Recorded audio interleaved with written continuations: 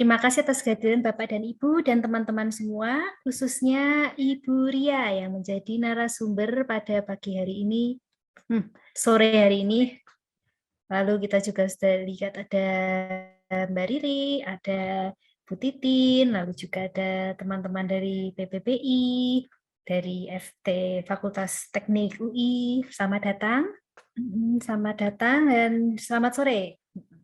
Ya, selamat datang di diskusi pelestarian edisi Kota Pusaka di bulan Juni ini. Nah, diskusi kita pada sore hari ini itu mungkin kalau bulan-bulan lalu sudah datang, tahu bahwa ini merupakan bagian dari rangkaian edisi spesial diskusi pelestarian terkait dengan Kota Pusaka. Dan kali ini itu diskusi yang keempat.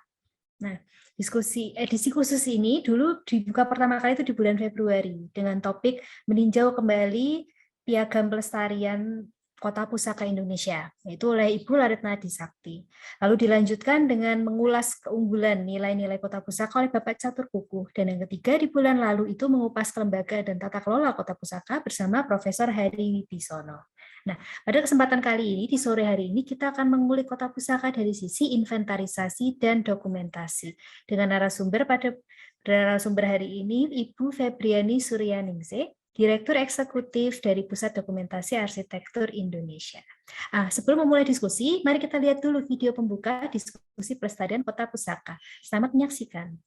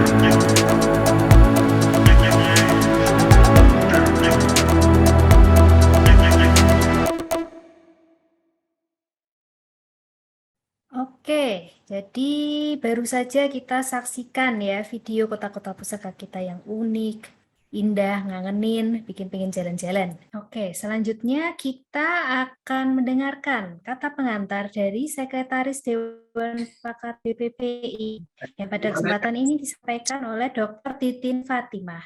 Nah, Bu Titin, waktu dan tempat saya persilakan. Ya, baik. Terima kasih banyak Mbak Widya atas waktunya. Selamat sore semuanya. Assalamualaikum warahmatullahi wabarakatuh.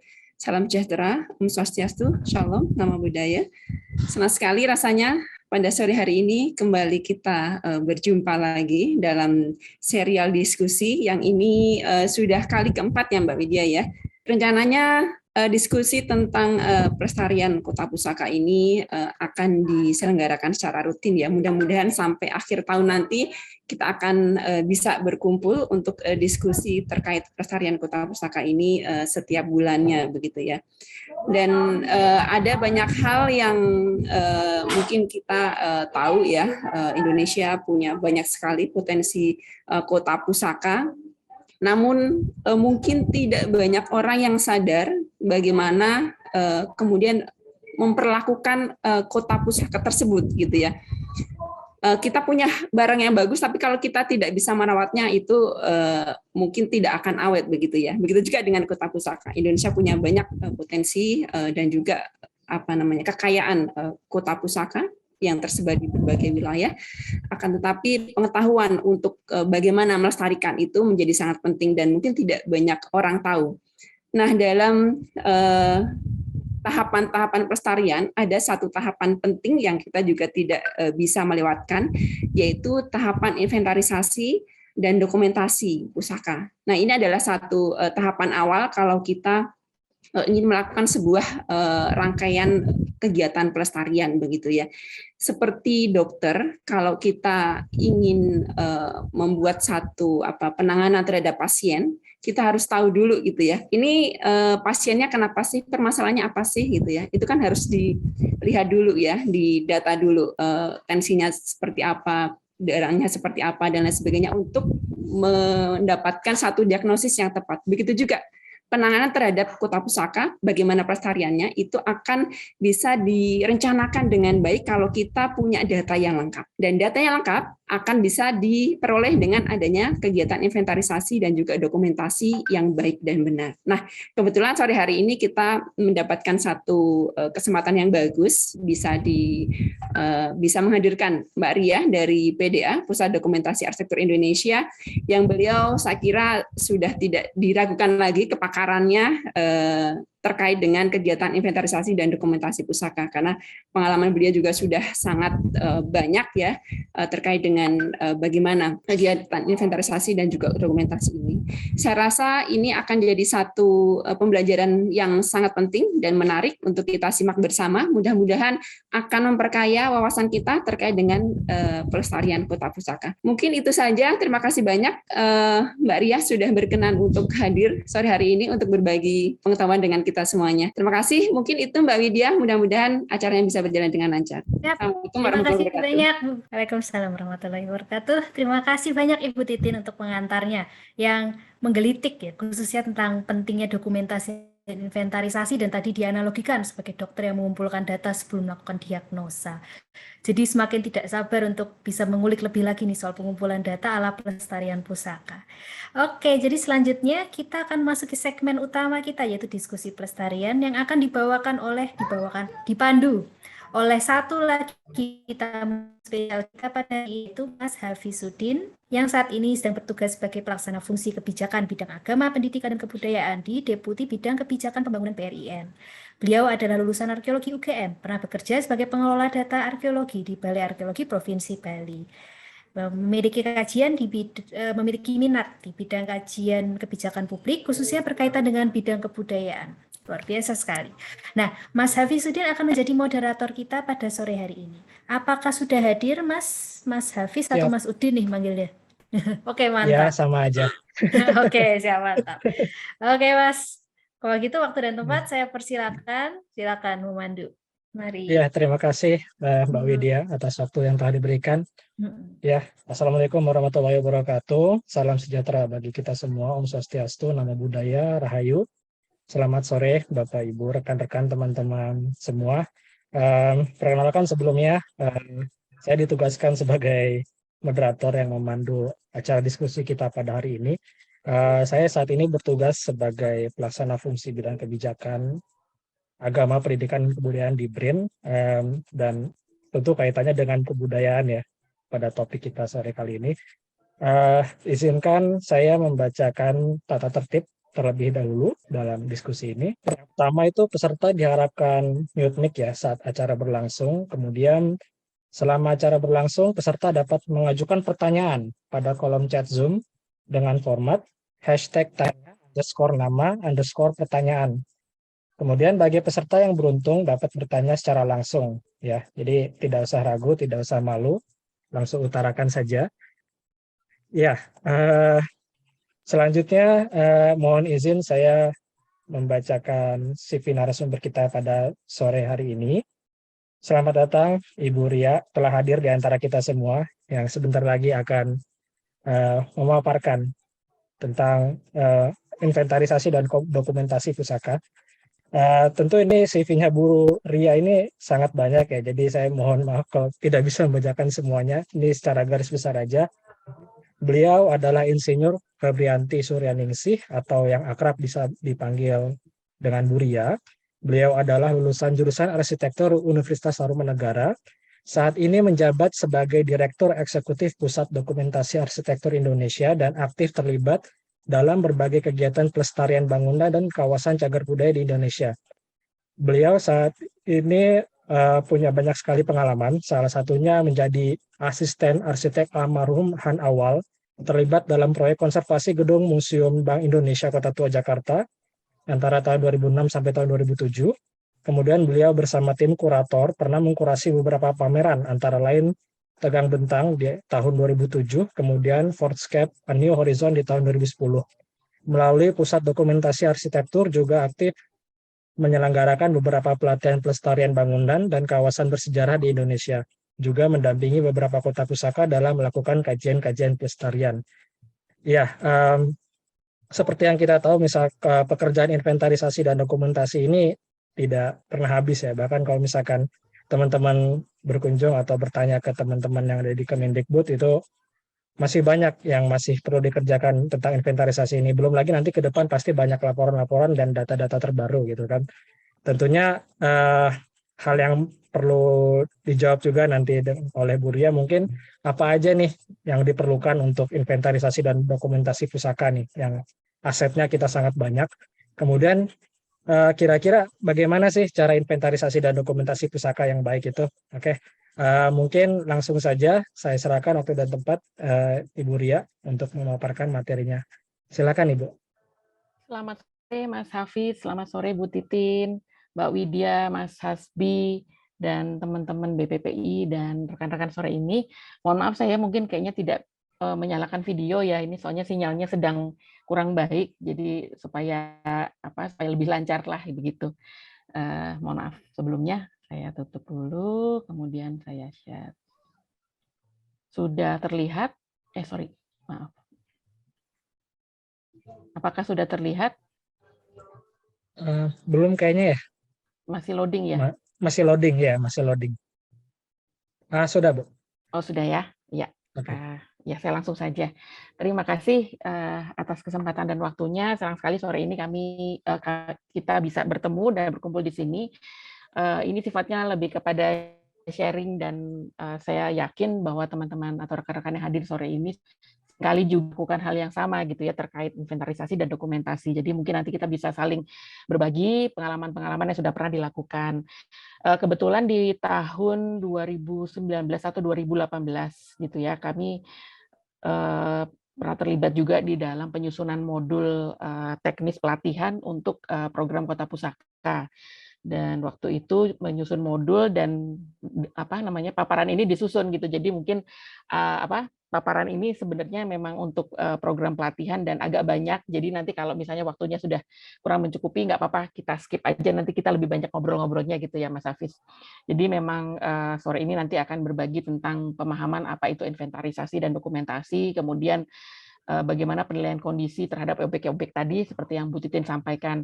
Nah, biasanya memang di modul ini kami juga saya juga menyampaikan soal penilaian signifikansi gitu ya, karena dalam tahapan program Kota Pusaka itu biasanya kita sampai dengan melakukan penilaian signifikansi. Cuman memang karena waktu hari ini kita fokus saja di kegiatan inventarisasi dokumentasi dan penilaian kondisi penilaian kondisi. Kemudian kita juga ingin memahami metodenya seperti apa dan bagaimana mengimplementasinya, terus bagaimana kaidahnya, lingkup, kemudian tahapannya seperti apa, berikut dengan format-format contoh gitu. Nah, kalau kita lihat di urut-urutannya, jadi ada kegiatan inventarisasi dan dokumentasi, penilaian kondisi, kemudian dari dua tahap ini kita masuk ke penilaian dan penetapan signifikansi, kemudian di tahap keempat adalah deliniasi untuk menetapkan deliniasi kota pusaka. Nah, tapi memang kita fokus di hari ini untuk di tahap 1 dan 2, jadi di tahap 1 ini di dalamnya ada langkah-langkah kajian morfologi dan ruang kota, kemudian bagaimana melakukan pemetaan pusaka atau kawasan dalam konteks kota atau citywide, kemudian bagaimana membuat peta-peta tematis gitu ya, menyajikan data-data hasil dari inventarisasi dan dokumentasi. Nah, kalau kita melihat kepada prinsip-prinsip dalam Undang-Undang Cagar Budaya gitu ya, itu apakah definisi atau pemahaman dari inventarisasi atau pendaftaran. Saya hanya meng-highlight yang saya hanya bacakan yang highlight atau penting itu ya. Jadi pencatatan baik itu benda, bangunan, struktur atau lokasi maupun satuan ruang geografis. Jadi saat ini juga Kemdikbud sudah punya website yang namanya Register Nasional Cagar Budaya. Kemudian apakah itu dokumentasi? Jadi Kemdikbud sendiri juga sudah membuat modul untuk pelatihan dokumentasi. Jadi adalah proses cara pembuatan dokumen, hasil perekaman data yang bertujuan untuk menyajikan informasi atau membuktikan tentang suatu hal yang menjadi sumber informasi tersebut. Kemudian dokumentasi adalah serangkaian kegiatan pengumpulan, pemilihan, pengolahan, dan penyimpanan informasi yang berkenaan dengan pembuatan dokumen. Nah, biasanya nih seringkali kita berhasil mengumpulkan, memilih dan mengolah, tapi kadang-kadang menyimpan dan mengelolanya itu yang sulit gitu ya. Nah, ini juga mungkin tidak hanya sekedar mengumpulkan atau mendokumentasi, tapi bagaimana kita juga nanti mengelola dokumen itu juga menjadi salah satu hal yang penting. Kemudian mungkin juga perlu menjadi pertimbangan ya. Jadi saya bongkar-bongkar naskah-naskah lama, ternyata dulu tuh pernah ada Rapermen gitu ya, PUPR, Pedoman Penataan dan Pelestarian Kota Pusaka. Cuma memang kan programnya sendiri saat ini sedang sedang tidak aktif gitu ya. Jadi sayang sekali gitu ya, menurut kami program ini tidak berlanjut, tapi harapannya mudah-mudahan dengan adanya diskusi seperti ini kita dapat memberi masukan kepada pemerintah untuk kelanjutan dari program ini. Nah, kemudian kalau kita melihat dari Undang-Undang Cagar Budaya sendiri, jadi memang sudah jadi amanat bahwa pelestarian cagar budaya harus didukung oleh kegiatan pendokumentasian. Kemudian dari Permen PUPR nomor 19 di 2021 ini juga di-highlight ya beberapa pasal dan ayat gitu terkait dengan pendokumentasian, ini sudah menjadi sebuah kewajiban gitu ya. Ini contoh ilustrasi saja pada saat terjadi kebakaran di Siak, nih ada Mbak Cindy nih di sini.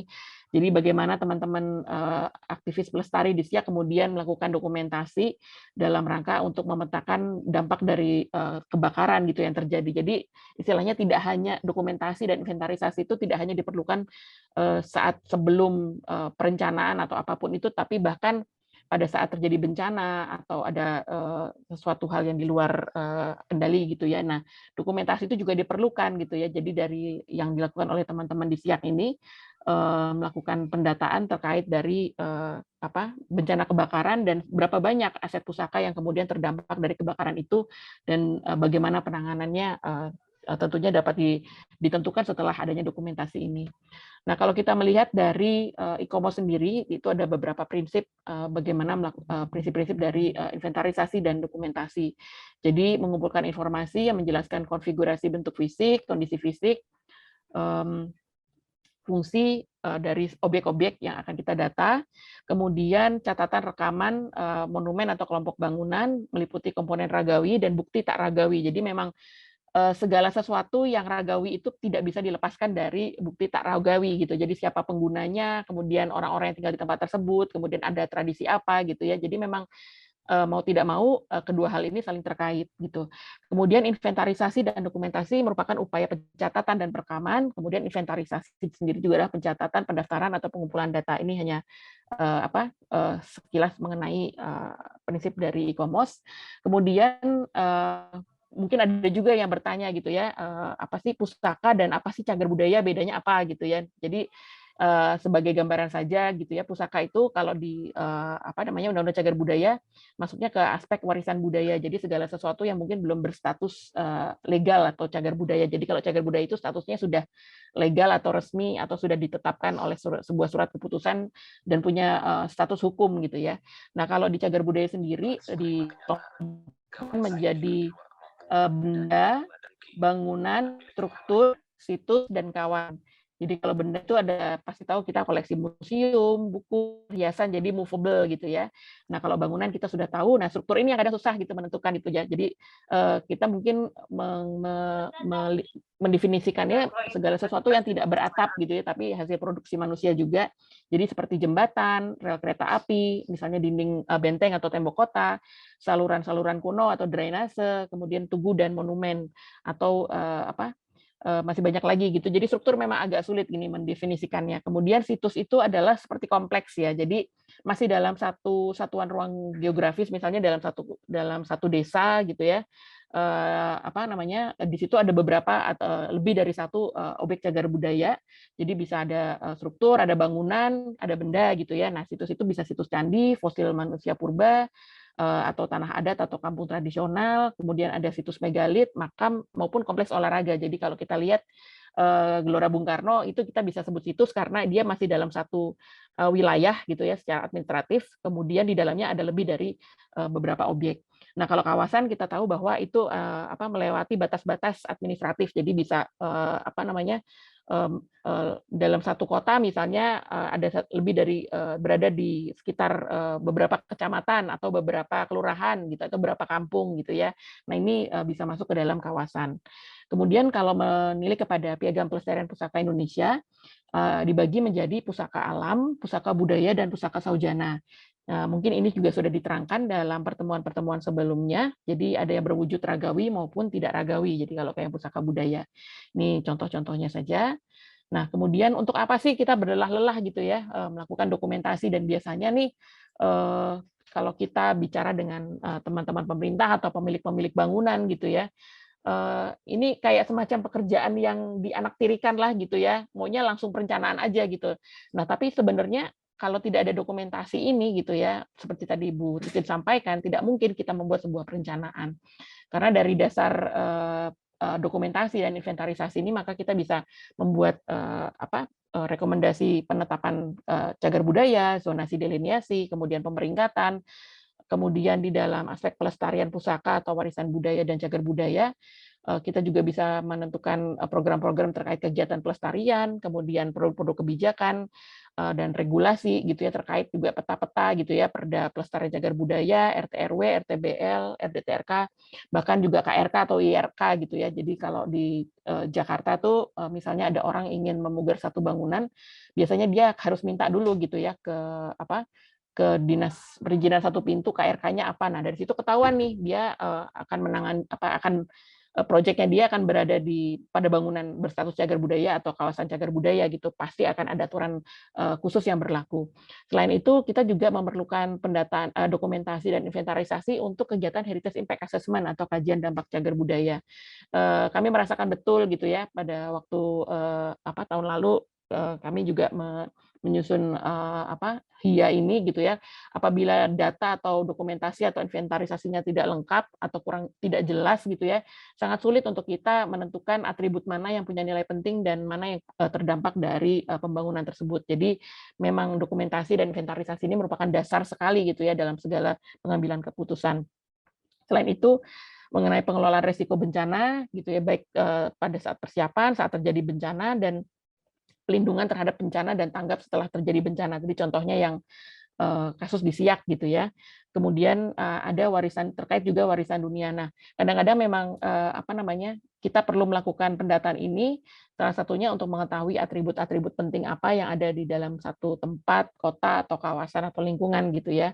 Nah, tapi tidak hanya sekedar tidak hanya sekedar kita mendata atau mendokumentasi kemudian kita otomatis bisa langsung mengajukan ya, tapi lepas dari itu, selain kita melakukan dokumentasi dan inventarisasi, kita sudah melakukan semua langkah-langkah yang A, B, dan C ini gitu ya. Jadi artinya secara manajemen tempat tersebut juga sudah ada aturan atau panduan yang berlaku, kemudian juga upaya pelestarian sudah dilakukan. Jadi ini salah satu saja gitu ya komponen bahwa dokumentasi dan inventarisasi itu diperlukan. Nah, kemudian kalau merujuk kepada operational guidelines gitu ya, jadi ini adalah dasar-dasar kenapa perlunya dilakukan inventarisasi dan dokumentasi dan apa saja yang harus disampaikan gitu ya. Jadi ada identifikasi properti, kemudian deskripsi tentang properti, kemudian justifikasi inskripsi gitu ya, mengapa objek tersebut penting. Jadi memang ini sudah menjadi rujukan kita juga. Kemudian pada saat kita menyusun, selain deskripsi properti, ini ada dijelaskan mengacu pada fitur yang signifikan, terus kemudian harus ada uraian pada setiap bangunan gitu ya. Kemudian dalam kasus sebuah kota atau distrik bersejarah tidak perlu sampai mendeskripsikan masing-masing individu kalau merujuk pada ini, tapi bangunan yang penting atau ikonik gitu ya harus dideskripsikan secara individual gitu. Termasuk juga penjelasan mengenai perencanaan, tata letak kawasan, pola jalan dan sebagainya. Kemudian juga penting untuk melakukan sejarah dan perkembangan dari tempat tersebut gitu. Bagaimana properti atau kota atau lingkungan tersebut mengalami perubahan dari masa ke masa dan bagaimana justifikasi terhadap objek-objek lain yang mungkin sama atau sejenis. Jadi harus diperbandingkan gitu ya untuk kita mendapatkan penilaian signifikansi. Nah, dalam pendataan atau inventarisasi dan dokumentasi juga dilakukan inventarisasi untuk warisan budaya tak ragawi. Ini juga merujuk kepada UNESCO. Jadi prinsip-prinsipnya adalah aktivitas tradisional, kontemporer, dan cara hidup pada saat yang sama. Kemudian prinsip-prinsip dalam pendataan warisan budaya tak ragawi ini adalah kita harus inklusif, jadi mencakup dari berbagai aspek dan berbagai lapisan masyarakat gitu ya. Kemudian dan itu terjadi berevolusi dari waktu ke waktu, jadi mungkin tradisi atau budaya tersebut mengalami perubahan sesuai dengan kondisi dan waktu. Kemudian representasi tidak hanya dinilai sebagai benda, tapi bagaimana mempunyai nilai luar biasa dan tumbuh subur di lokasi tersebut gitu terkait dengan tradisi dan keterampilan. Kemudian berbasis masyarakat. Nah, ini yang memang seringkali kita melakukan pendataan itu top down. Nah, tapi dalam pendekatan warisan budaya tak ragawi ini kita harus berbasis masyarakat gitu ya. Jadi masyarakat dilibatkan, dan karena masyarakat itu yang kemudian mengakui dan melakukan dan menciptakan dan memelihara bahkan meneruskannya tradisi-tradisi itu. Jadi memang dalam hal ini dalam kegiatan inventarisasi masyarakat harus dilibatkan. Nah, ini beberapa panduan-panduan yang bisa kita lihat bagaimana kita dapat melakukan inventarisasi terkait warisan budaya tak benda. Bisa dalam bentuk cultural mapping juga. Wah, ini Mbak Titin ini ahlinya nih cultural mapping gitu ya. Untuk memetakan pusaka budaya tak ragawi. Kemudian tidak hanya aktivitasnya, tapi bagaimana aktivitas tersebut dilaksanakan pada sebuah tempat dan bagaimana konteks aktivitas tersebut terhadap lingkungan geografisnya gitu ya. Dan sekali lagi diingatkan harus digunakan pendekatan partisipatif dengan melibatkan warga dan komunitas. Nah, ini bisa di-download untuk dipelajari lebih lanjut. Selain itu ada pendekatan juga green map gitu ya. Jadi bagaimana ini sekali lagi di garis bawahi harus melibatkan komunitas lokal gitu ya, memetakan potensi alam dan budaya pada sebuah kawasan, kemudian menyoroti sumber daya kehidupan dan mengelola berdasarkan partisipasi masyarakat lokal dan keberlanjutannya. Ini ada pendekatan green map. Kemudian yang akhir-akhir ini juga sedang marak gitu ya, ada pendekatan historic urban landscape. Jadi segala aspek tidak hanya dilihat dari aspek fisik, tapi bagaimana aspek non fisik yang berada di tempat tersebut. Jadi tidak hanya lingkungan terbangun, tapi juga warisan budaya tak benda, keragaman budaya, sosial ekonomi, dan lingkungan bersamaan dengan nilai-nilai masyarakat setempat. Nah, kalau kita lihat dari cultural mapping Janet Pillay gitu ya, ini memang menawarkan pendekatan perencanaan yang humanistik dan sensitif, kemudian holistik, multidisiplin, dan multimodal. Jadi menarik kalau beberapa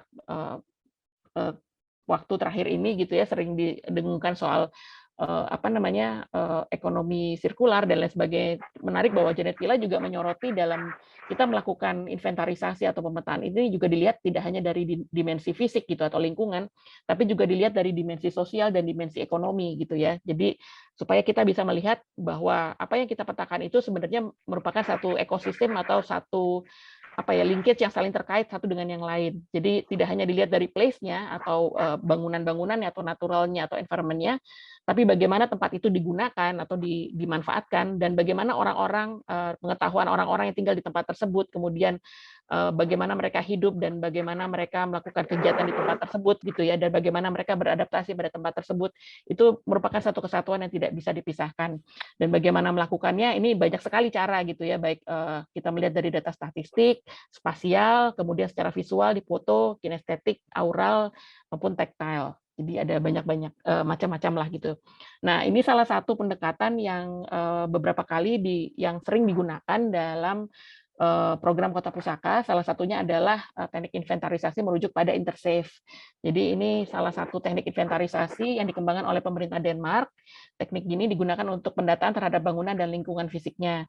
Jadi kenapa teknik ini digunakan? Karena kecenderungan yang terjadi dalam kegiatan pelestarian saat ini terjadi pergeseran lingkup dari pelindungan eksklusif menjadi konsep yang lebih luas. Jadi lingkungan Kota Pusaka menyeluruh dan harus melibatkan penduduk lokal atau warisan budaya tak bendanya. Selain itu, pertemuan antara lingkungan budaya dan lingkungan, kemudian ada pembangunan-pembangunan baru yang terjadi pada tempat tersebut gitu ya. Dan bagaimana ada pilihan-pilihan bahwa orang kemudian lebih memilih untuk melestarikan ketimbang membangun baru. Ini juga mengapa kemudian teknik intersafe ini kemudian dikembangkan. Ada tiga tahap gitu ya. Jadi ada investigasi awal, ada survei lapangan, kemudian bagaimana membuat sebuah peta pusaka atau baik kabupaten, kota atau satu lingkungan atau perkampungan gitu ya. Jadi ada investigasi topografi untuk yang tahap awal ya, tahap 1. Kemudian ada analisis sejarah, observasi arsitektur, baik itu struktur yang terbangun maupun bangunan tunggal maupun komponen-komponen yang ada di dalam kota. Nah, kalau kita lihat di sini tahap 1 berupa investigasi awal. Nah, ini kalau menurut Intersafe itu ada harus disediakan peta dengan skala 1:4.000, kemudian ada 1:8.000. Sorry typo. Kemudian ada skala yang lebih besar itu 1:30.000. Nah, tapi untuk skala peta Indonesia, tapi ini kelihatannya sudah diperbaharui lagi nih. Mungkin Bu Sita nanti bisa cerita juga gitu ya. Jadi selama ini yang kita gunakan tuh 1:5.000, 1:10.000, dan 1:25.000 gitu ya untuk skala peta yang digunakan di Indonesia. Kemudian kita masuk fase tahap kedua, jadi kita survei lapangan dengan mengisi form, melakukan pengumpulan data baik itu pemotretan, drone atau pengambilan peta-peta udara gitu ya. Ini dilakukan di tahap survei lapangan. Jadi ada form-form yang harus diisi. Nah, mungkin dalam tahap ini si Intersafe ini melihat dari 3 aspek gitu ya. Dari fitur arsitektur yang dominan, kemudian pola bangunan, dan elemen kota terpilih. Nah, kemudian dianalisis ada observasi arsitektural, analisis sejarah, dan investigasi topografi. Nah, ini mungkin juga tidak hanya karena ini disusun oleh teman-teman di Denmark, mungkin harus kita sesuaikan gitu ya, tidak hanya fitur arsitektur, tapi juga fitur arkeologi atau fitur-fitur lainnya gitu ya, yang terkait dengan atribut fisik dari sebuah tempat. Nah, kemudian ini contoh format yang digunakan oleh Intersafe, bahkan dia sampai melihat kepada konturnya gitu ya, supaya kelihatan topografi dari tempat tersebut dan bagaimana geografi dari tempat tersebut, apakah berada di kota yang berada di perbukitan atau kota yang berada di pinggir sungai atau kota yang berada di pesisir, itu akan mempengaruhi bentukan atau pola kotanya, dan itu sebenarnya menjadi karakter atau identitas unik dari sebuah tempat yang membedakan dia dengan tempat-tempat lainnya, dan inilah yang harus kita kenali pada saat kita melakukan inventarisasi. Ini contoh format yang digunakan oleh Intersafe. Nah, kemudian setelah itu kita mulai memasukkan data dan menyusun peta-peta pusaka atau kabupaten kota. Ini contoh yang dilakukan waktu itu oleh Mbak Nadia dan rekan-rekan di Solok Selatan dalam melakukan pemetaan bangunan-bangunan cagar budaya atau pusaka yang ada di Solok Selatan, 1000 Rumah Gadang. Nah, ini contoh-contoh peta yang disajikan oleh Intersafe gitu ya, dari skala sangat detail seperti ini. Kemudian ada yang skala lebih besar, yang 1:25.000. Nah, kemudian kita lihat satu persatu dari tahapan tadi ya. Jadi kita masuk ke kajian morfologi ruang kota. Bagaimana kita mengidentifikasinya. Jadi setiap kota itu kan pasti punya peta-peta ya, walaupun kadang peta itu tidak detail, tapi setidaknya itu menjadi dasar kita di awal untuk melakukan inventarisasi, dan biasanya teman-teman jalan ke lapangan tuh juga membawa peta itu. Nah, kemudian data sekunder kita cari gitu ya dari riwayat dari kota tersebut, sejarah atau peristiwa penting. Kalau di istilahnya Mbak Nadia, arsip-arsip bersejarah itu sebenarnya adalah data primer sebenarnya gitu ya. Jadi ini membedakan saja data primer itu ada data-data yang terkait dengan kota itu sendiri yang memang dikeluarkan oleh pemerintah, tapi ada data sekunder terkait dengan sumber-sumber literatur, baik itu data sejarah maupun memori kolektif. Terkait juga di sini tidak hanya sejarah, tapi bagaimana peraturan dan kebijakan yang sudah ada dan pengetahuan lokal lainnya. Jadi kalau kita lihat contoh gitu ya, ini bagaimana melakukan riset peta dari peta-peta awal gitu. Ini contoh di Kota Tua Jakarta dari tahun 1618 sampai 1650. Jadi untungnya ini teman-teman di Belanda nih udah kerajinan banget ya bikin peta-peta seperti ini, dan kita bisa mengakses secara online, dan ini sangat membantu kita dalam melakukan analisa gitu ya. Jadi menggali data melalui arsip, foto lama, kemudian melakukan perbandingan, kemudian dari sini kita bisa mengidentifikasi bangunan-bangunannya apa saja dan apakah terjadi perubahan dalam satu kurun waktu tertentu. Jadi mungkin di awal pembangunan Kota Tua Batavia ini ada masa Sunda Kelapa, kemudian ada Jayakarta, tapi kemudian VOC masuk di 1619. Apa yang dia bangun pertama kali sampai kemudian di tahun 1650 dan mungkin sampai sekarang sudah terjadi berapa banyak perubahan pada kota tersebut, dan itu yang mungkin juga akan memperlihatkan keragaman dari objek tinggalan yang akan kita temui, baik itu arsitekturnya atau temuan arkeologisnya maupun infrastruktur kotanya gitu ya. Jadi bangunannya mungkin ada yang masih asli gitu ya, seperti bukan asli, yang paling tua gitu ya, misalnya seperti Balai Kota itu yang dibangun di masa VOC masih ada, tapi ada juga ya bangunan dibangun setelah era kemerdekaan gitu, misalnya Bank BNI 46 gitu ya yang ada di Kota Tua Jakarta. Artinya semua tinggalan itu kita perlu tahu dan petakan dibangun pada periode apa dan apa latar belakang sejarahnya. Termasuk juga pada saat ini di Kota Tua Jakarta sedang ada proyek penataan, kemudian MRT mau masuk. Itu temuannya banyak sekali gitu ya. Lapisan-lapisan budaya yang kita temukan, baik itu infrastruktur dalam bentuk saluran-saluran lama, kemudian rel kereta gitu ya. Dan itu narasinya luar biasa, dan itulah yang sebenarnya harus kita data terus-menerus. Jadi ya data itu akan terupdate gitu. Jadi tidak berhenti pada saat kita melakukan dokumentasi di awal ini gitu. Jadi seperti medical record itu semua akan kita kumpulkan pada saat perjalanan waktu. Nah, kemudian kalau tadi melihat lagi kepada cagar budaya dan pusaka gitu ya. Jadi nanti kita perlu membuat semacam daftar gitu ya, list daftar warisan budaya atau cagar budaya, baik itu bangunan, struktur, situs, kawasan. Kemudian ada daftar kelompok tradisi, kesenian, kerajinan, festival atau apapun gitu ya terkait warisan budaya tak benda. Kemudian ada daftar pusaka alam, termasuk yang telah menjadi objek wisata saat ini gitu. Jadi ada perkembangan gitu ya. Tadi kalau kita lihat Intersafe itu kan juga dia melihat tidak hanya lihat layer di masa lalu, tapi apa yang terjadi di layer masa sekarang. Nah, kita melakukan identifikasi dengan kemudian setiap lokasi dicatat keberadaannya, kemudian ada koordinatnya, kemudian ada pengamatan di lapangan, kemudian kita juga melakukan wawancara gitu. Dan kemarin beberapa waktu lalu kita pernah melakukan semacam pendataan bersama dengan komunitas. Ini menarik sekali gitu. Jadi komunitas itu bahkan banyak lebih tahu daripada kita gitu ya, untuk menginformasikan, oh di sini ada ini, di situ ada itu gitu ya. Jadi dengan melibatkan masyarakat, tidak hanya kita mendapatkan informasi lebih, tapi juga membangun kesadaran, membangun awareness dari masyarakat tentang aset pusaka yang mereka miliki, dan dari situ akan muncul rasa ingin memiliki, rasa care gitu ya. Jadi itu sangat penting sekali keterlibatan masyarakat dalam proses inventarisasi dan dokumentasi. Nah, kemudian kita lihat lagi Intersafe gitu ya, ada pola bangunan dan lingkungan. Jadi karakteristik area ditunjukkan dengan sistem kadastral, pola jalan, alun-alun, taman, blok bangunan, termasuk juga koridor-koridor vista yang penting. Nah, ini kadang-kadang terluputkan gitu ya. Jadi koridor vista ini penting untuk diinventarisasi juga, supaya ini akan mempengaruhi dalam proses penyusunan kebijakan atau perencanaan ke depan. Jadi kayak misalnya vista di kasus-kasus seperti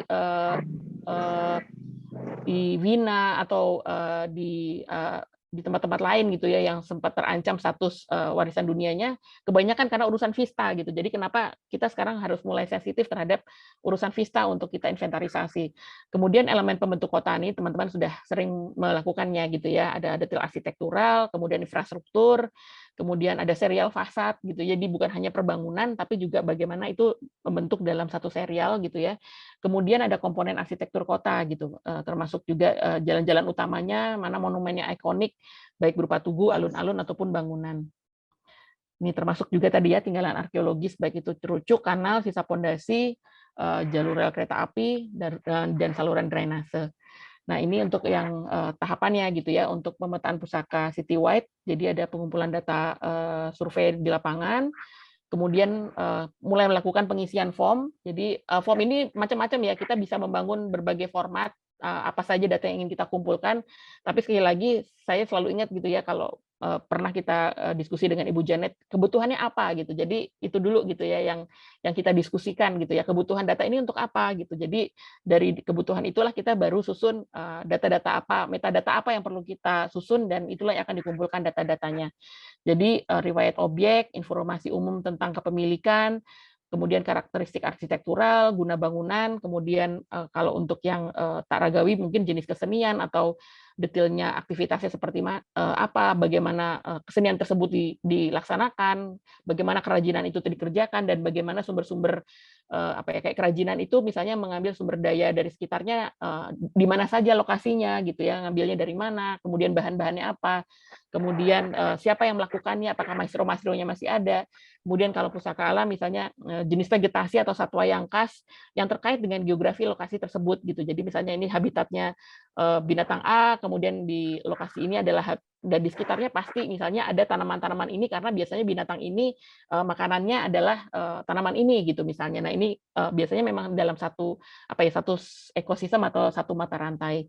Dan bagaimana data-data atau hasil dokumentasi dan inventarisasi ini kemudian disajikan dan dikompilasi untuk menjadi sebuah informasi yang utuh. Dan inilah yang akan menjadi dasar bagi pemerintah daerah atau pengambil kebijakan ataupun perencanaan gitu ya dalam menentukan langkah ke depannya.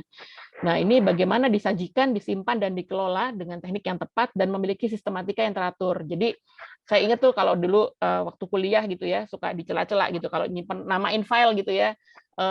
Laporan satu fix, laporan satu final banget gitu. Nah, ini bagaimana kita memberikan nama untuk file-file itu supaya mudah dicari kembali gitu ya. Misalnya udah 10 tahun, 20 tahun gitu. Kalau data itu di calling lagi datanya itu semuanya dengan mudah gitu diakses. Nah, ini bagaimana cara kita melakukan survei di lapangan, kita tentunya harus mengetahui dan memahami sejarah yang terjadi di tempat itu, karena itu akan mempengaruhi tidak hanya soal arsitektur ya, tapi bagaimana pembangunan infrastruktur yang terjadi di tempat itu.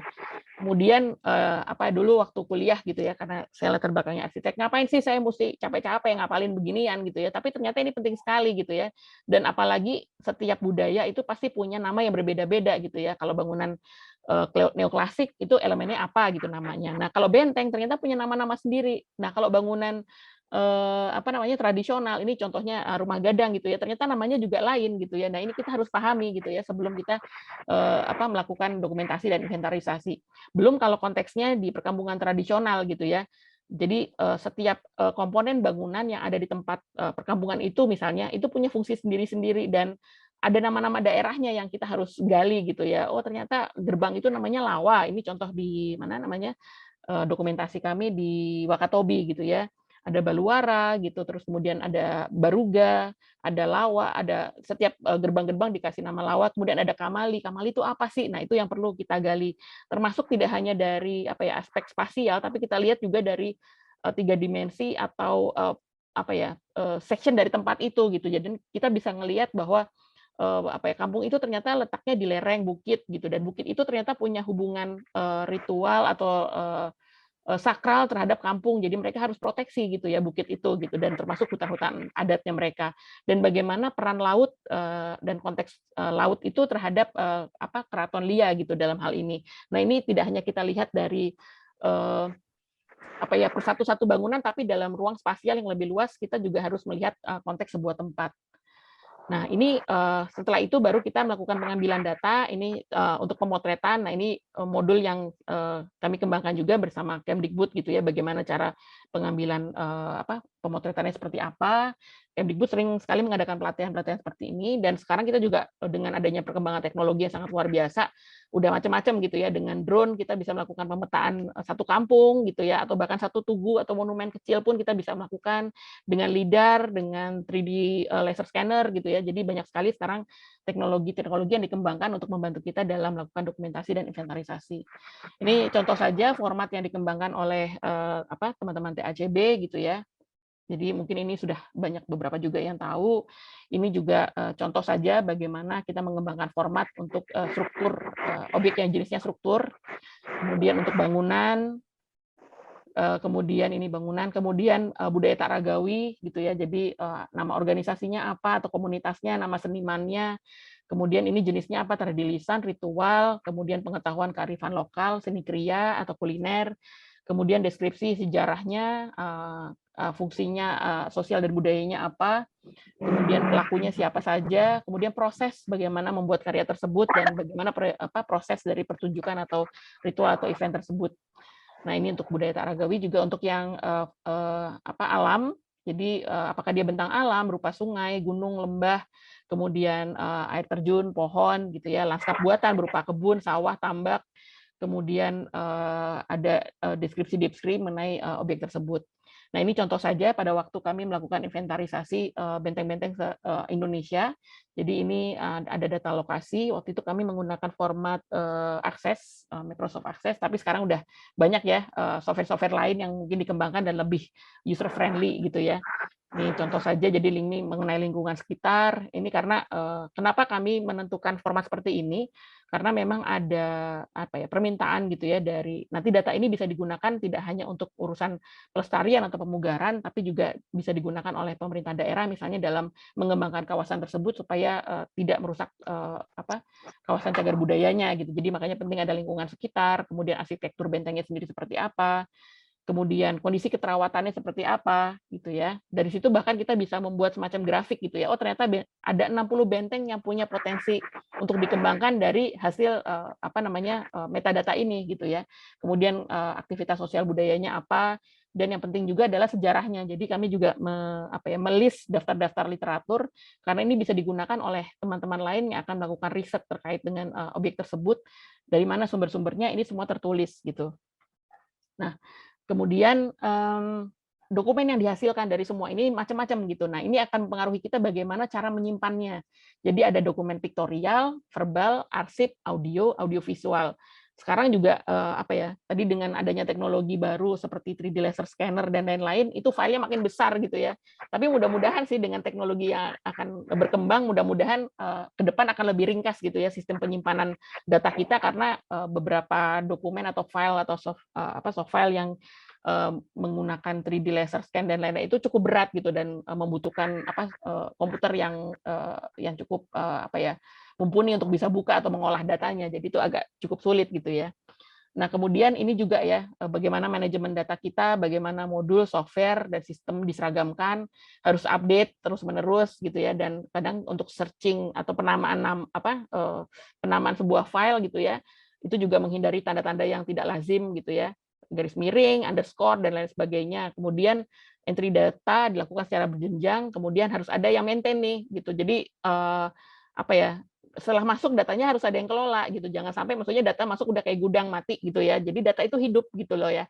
Kalau dengan adanya pengelola data ini, data itu tersebut hidup, dan sewaktu-waktu di calling itu ada kuncennya gitu yang tahu. Kemudian standarisasi ukuran foto, pixel, DPI gitu ya. Kemudian kategorisasi untuk memudahkan pencarian, dan melakukan pemutakhiran perangkat lunak. Nah, ini juga, dan bagaimana file ini harus di backup setiap kali. Sekarang udah ada cloud server macam-macam gitu ya, media penyimpanan yang bisa kita gunakan. Nah, ini juga satu sistem gitu ya. Jadi kalau ini sebagai contoh saja, kalau misalnya ada pusaka alam, pusaka budaya, pusaka sahujana, kita misalnya memberi coding gitu ya, vegetasi, flora, terus kemudian kelompok fauna, kemudian sungai atau sawah atau kebun. Nah, kemudian ada kodenya gitu ya di lokasi tersebut. A11 pohon beringin, bunga melati apa gitu. Nah, yang sahujana ini bisa di coding juga gitu. Jadi kelompok A kita udah pasti tahu nih, pasti pusaka alam. Kalau kelompok sahujana itu pasti kodenya C gitu nih misalnya. Jadi ini sistematika yang ke depan perlu kita memudahkan kita gitu. Mungkin ribet gitu ya awalnya, tapi dengan ini kita akan lebih mudah gitu. Apalagi kalau orang-orang jurusan perpustakaan nih biasanya hafal betul gitu bagaimana cara mengcoding data-data ini. Nah, ini contoh-contoh bagaimana data tadi kemudian disajikan dalam bentuk peta. Ini contoh di Sawalunto. Jadi ada peta yang skala 150.000, 25.000. Kemudian ini juga disajikan dengan foto-foto dan lokasinya di mana, koordinatnya ada berupa daftar seperti ini.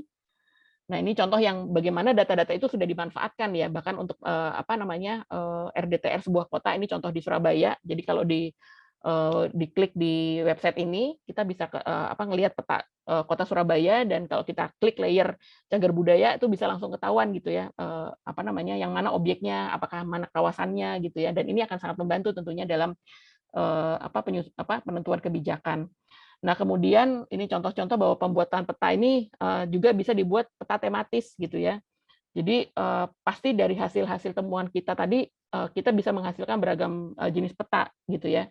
Jadi nanti kita lihat contoh-contohnya. Jadi ada peta sebaran pusaka, peta tipologi bangunan, peta ketinggian bangunan, peta guna bangunan, peta kepemilikan bangunan. Ini tergantung masing-masing ya. Jadi apa namanya, data-data itu akan digunakan untuk apa. Kemudian peta kondisi pusaka. Jadi ini akan dilakukan berdasarkan hasil penilaian kondisi. Kemudian juga akan dibuat peta-peta klaster subkawasan atau prioritas mana dan peta zonasi deliniasi. Nah, ini contoh peta di Solok Selatan gitu ya dengan UAV waktu itu dilakukan jadi semacam drone gitu ya, tapi dibentuk pesawat gitu untuk melakukan, jadi sampai kita dapat apa namanya konturnya. Kemudian dari sini bisa dibuat peta tematik, mana yang bangunan, mana yang ruang hijau gitu ya. Jadi kita bisa tahu ladang atau kebun atau halaman yang masih ada gitu ya di dalam apa namanya lokasi tersebut. Nah, ini contoh juga peta tematis, ini untuk menunjukkan objek-objek cagar budaya terkait dengan status penetapannya. Nah, kalau ini apa namanya peta tematik untuk menentukan struktur cagar budaya dilihat dari pola jalan. Jadi tadi gunanya kita studi morfologi peta-peta itu kita jadi tahu gitu ya. Oh, ini jadi kita mengkelompokkan misalnya struktur jalan abad ke-17 hingga abad ke-19. Kemudian mana yang dikembangkan di tahun 1945 gitu ya. Jadi dari sini kita bisa tahu kanal yang masih ada sampai sekarang dan yang mana yang sudah hilang gitu ya. Nah, terkait juga dengan warisan budaya tak benda, kita juga melakukan pemetaan tradisi gitu ya, ke aktivitas budaya masyarakat gitu, dan tidak hanya ruang-ruang publik yang diokupasi, tapi bangunan-bangunan mana yang digunakan oleh mereka gitu ya. Jadi ini menarik sekali, dan bahkan kita melihat ini bagaimana mereka melakukannya, terus kemudian pada saat mereka melakukan tradisi tersebut menggunakan alat apa dan alat itu didatangkan dari mana. Ini akan sangat menarik sekali gitu ya pada saat kita melakukan inventarisasi atau dokumentasi terkait dengan warisan budaya seperti ini. Ini contoh di Kota Tua. Kemudian tidak hanya itu, kita juga akan melihat aktivitas ekonomi. Jadi kan tadi kalau kita lihat Janet Pillay sudah melihat dari dimensi ekonomi gitu ya. Nah, ini salah satu juga. Nah, Kota Tua ini sendiri pada waktu kami melakukan ini juga ternyata sudah ada beberapa aktivitas baru gitu yang di dalamnya tidak hanya aktivitas ekonomi di masa lalu, tapi aktivitas ekonomi di masa sekarang gitu ya. Jadi ada kafe baru misalnya, kemudian ada ruang-ruang yang ternyata sudah digunakan oleh komunitas gitu ya untuk berbagai aktivitas budaya, termasuk juga sebenarnya aktivitas ekonomi ini kalau di Kota Tua itu kan memang dari sejak lampau itu kan merupakan kota bisnis dan perdagangan ya. Jadi banyak bangunan-bangunan pusaka itu dari masa lalu digunakan sebagai bank, dinasionalisasi, sekarang masih dipakai bank juga gitu. Dan itu sebenarnya menjadi narasi yang menarik gitu ya, bahwa dari waktu ke waktu sebenarnya fungsi bangunan itu tidak berubah, hanya pemiliknya saja gitu ya, atau namanya saja berubah gitu, tapi aktivitas perbankannya apa segala macam masih dilakukan di tempat itu. Nah, ini kita masuk ke penilaian kondisi. Jadi kalau tadi estimatingnya seperti apa, nah, sekarang kondisinya seperti apa gitu, karena seperti tadi Bu Titin sampaikan, dari situlah kita bisa menilai treatment apa yang tepat nanti, atau perencanaan atau kebijakan pelestarian apa yang akan disusun, atau program-program pelestarian apa yang akan disusun ke depan. Jadi kalau kita lihat dari Undang-Undang Cagar Budaya ada pelindungan, pengembangan, pemanfaatan gitu ya, dan bagaimana kondisi status cagar budayanya sudah ditetapkan atau belum, kemudian zonasi deliniasinya sudah ada apa belum, kemudian kondisi fisiknya, kondisi keterawatannya seperti apa, keterancaman baik itu akibat bencana maupun tekanan pembangunan misalnya, juga bagaimana status pemugarannya, apakah sudah pernah dipugar atau belum sama sekali, kemudian kerusakan bangunan yang terjadi. Nah, kemudian dalam pengembangan kita lihat apakah bangunan tersebut dari waktu ke waktu sudah pernah diadaptasi atau beralih fungsi gitu ya, atau sudah ada tambahan-tambahan baru. Kemudian pemanfaatannya, tentunya kita lihat dari fungsi pemanfaatannya, sejauh mana objek itu dimanfaatkan, ataukah dia hanya sebagai gudang saja gitu ya. Karena banyak di Kota Tua statusnya banyak bangunan-bangunan itu tidak digunakan hanya sebagai ruang simpan saja gitu ya. Dan bagaimana dampak pemanfaatan terhadap objek pusaka atau cagar budaya tersebut.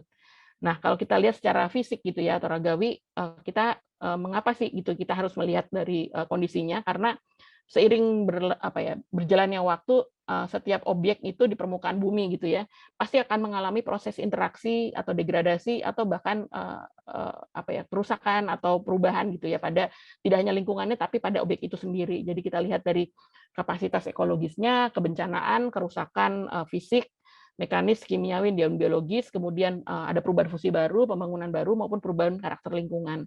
Kemudian dari aspek non fisiknya, apakah masyarakat pendukung dari kegiatan itu sudah mulai berkurang gitu ya. Kemudian rendahnya minat masyarakat, tekanan gaya hidup dan budaya, kemudian daya ekonomi yang berubah, ini juga akan mempengaruhi apakah sebuah tradisi atau kebudayaan atau ritual atau apa mungkin mengalami perubahan atau bahkan sudah hilang. Nah, yang kita lakukan pada penilaian kondisi adalah melakukan studi objek. Jadi studi objek, kemudian periode atau langgam, itu tadi sudah dilakukan di tahap 1. Kemudian survei kondisinya, jadi rekam kondisi objek, mencatat baik itu tertulis, sketsa, gambar, atau foto, mengisi form, kemudian pemeriksaan kerusakan, kondisi keterancaman, keterawatan, perubahan, dan pelestarian. Kemudian baru dilakukan analisa dan melakukan dari data-data itu, kemudian kita melakukan penyajian data. Ini contoh form saja, bagaimana kita melakukan assessment untuk kondisi bangunan dan identifikasi kerusakan. Dan ini contoh saja bagaimana menyajikan data-data itu dalam sebuah peta gitu ya. Jadi bangunan-bangunan mana yang masih dalam kondisi baik, kemudian berkontribusi, mana yang sudah berubah gitu ya. Dan dari data-data ini sebenarnya akan sangat berguna untuk ini contoh di Jogja gitu ya.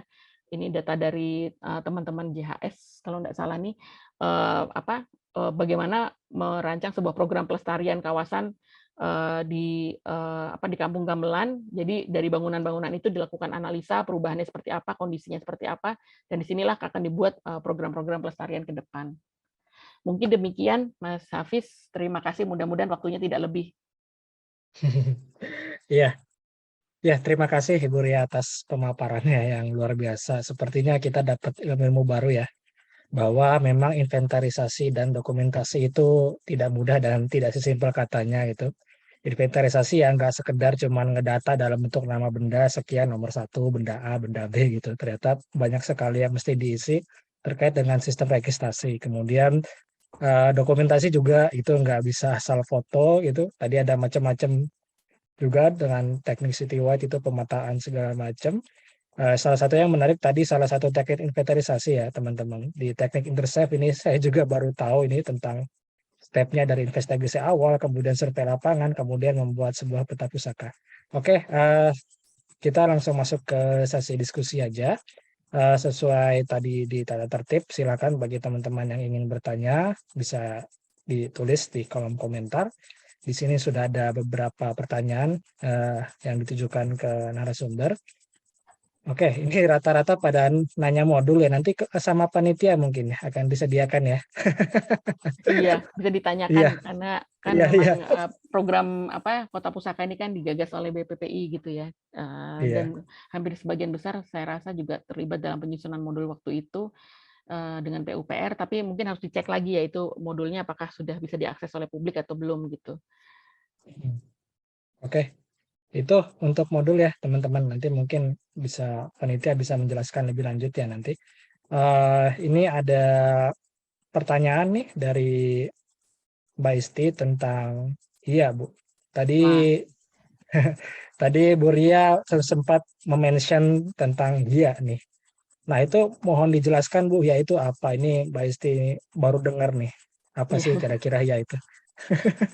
Iya, jadi Heritage Impact Assessment kebetulan saat ini juga sudah diadopsi juga oleh pemerintah Indonesia. Jadi itu semacam, jadi HIA itu tools gitu ya atau alat gitu ya untuk menilai.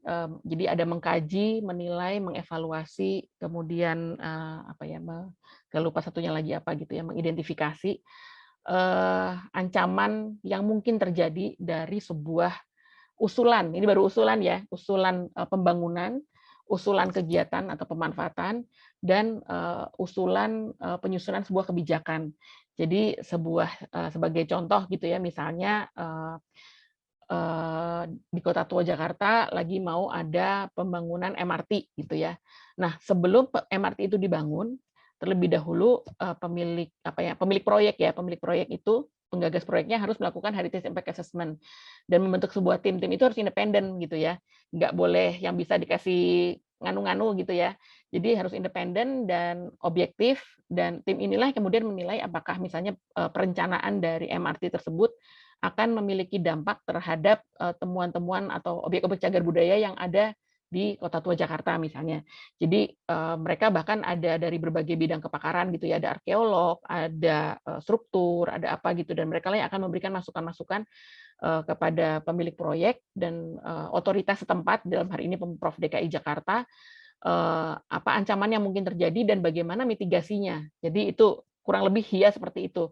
Jadi supaya pada saat perencanaan itu sudah dipikirkan, oke, nanti kalau terjadi longsor pada waktu membangun atau di titik ini kelihatannya ada jejak sisa tembok kota nih, wah harus dibelokin berarti nih apa namanya jalurnya. Nah itu tuh udah diidentifikasi dari awal gitu, dan bagaimana cara melakukan mitigasi sebelum terjadi kerusakan itu gitu. Jadi kurang lebih HIA seperti itu. Jadi apa namanya itu nanti bisa di browsing lagi, dan mungkin nanti dalam sesi terpisah gitu kita bisa ngobrol-ngobrol atau diskusi soal HIA ini ya, Mas Hafiz. Iya. Karena panjang nih, tapi kurang lebih Panjang, seperti ya. itu ya. Jadi itu proses sebelum pada proses perencanaan, mau ada pembangunan atau mau memanfaatkan sesuatu gitu. Jadi misalnya mau ada kegiatan ritual apa di candi apa. Nah, itu bisa dihiakan juga gitu. Jadi supaya misalnya apakah ritual atau event itu bikin panggung yang kemudian akan berpotensi misalnya panggungnya merusak situs arkeologinya gitu. Nah, itu dihiakan juga di awal gitu, supaya misalnya, oh di situ nggak boleh bikin panggung, kalau mau bikin acara di sebelah sini aja nih, supaya agak jauh dari lokasi candinya, misalnya seperti itu. Kemudian misalnya ada, kayak kemarin pernah juga dilakukan maraton di situs saya lupa tuh manusia purba gitu. Aman nggak gitu ya buat situsnya atau artefak-artefaknya, oh jalurnya lewat sini aja. Jadi ada hianya dulu gitu sebelum acara itu dilaksanakan. Berapa pesertanya, apakah kemudian didatangi ribuan orang, kemudian akan berdampak pada carrying capacity sebuah tempat situs cagar budaya atau kawasan pusaka gitu. Nah, itu dilakukan kajian-kajian di awalnya seperti itu. Ya, saya kira cukup menjawab pertanyaannya. Ini ada lanjutan dari Mbak Isti, berarti HIA ini merupakan bagian dari proses inventarisasi ya di Kota Pusaka itu. Inventarisasi dan dokumentasi adalah salah satu bagian dari HIA justru.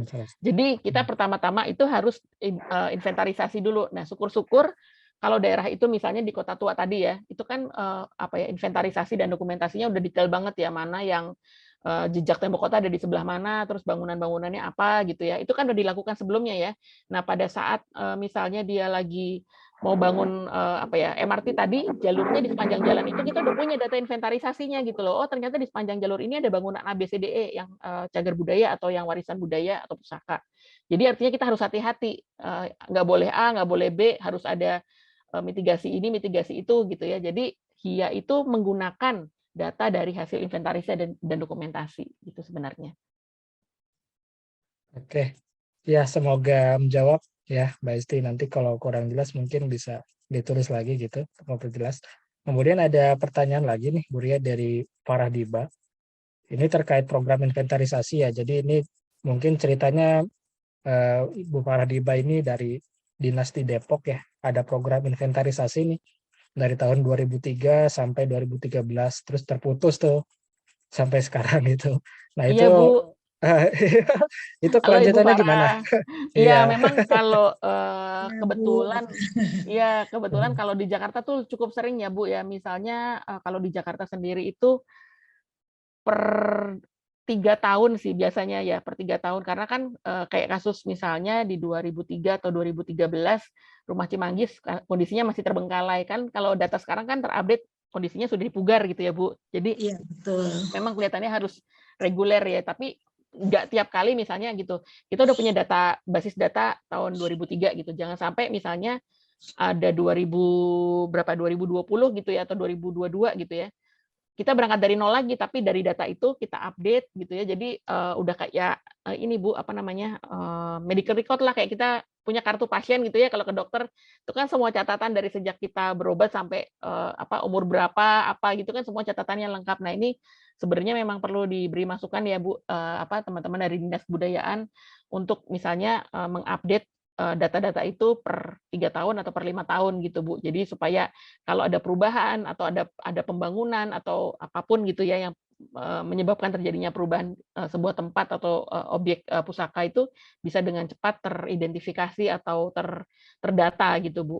Bahkan lucunya seringkali ada aset misalnya ini punya Pemda gitu ya, tapi kalau nggak terupdate dia nggak tahu gitu, bahkan dia beli lagi tuh asetnya dia sendiri gitu kan, lucu gitu ya. Jadi sebenarnya ya inilah data-data ini penting sekali dan kadang memang pemerintah ini belum menyadari bahwa yang namanya data itu luar biasa penting gitu ya. Bahkan maksudnya search engine seperti Google, seperti apapun itu dia bisa dalam tanda kutip berkuasa karena dia pegang data gitu. Jadi siapapun yang punya data itu pasti dia bisa bisa bisa membuat segala hal atau membuat perencanaan bahkan mengelola sebuah tempat itu lebih baik gitu. Berarti bisa dibilang ini masih menggunakan metode lama ya Bu, top down gitu. Jadi artinya dinas-dinas itu turun ke bawah untuk Ya, mendata nih mana ya aja nih cagar budaya, betul. cagar.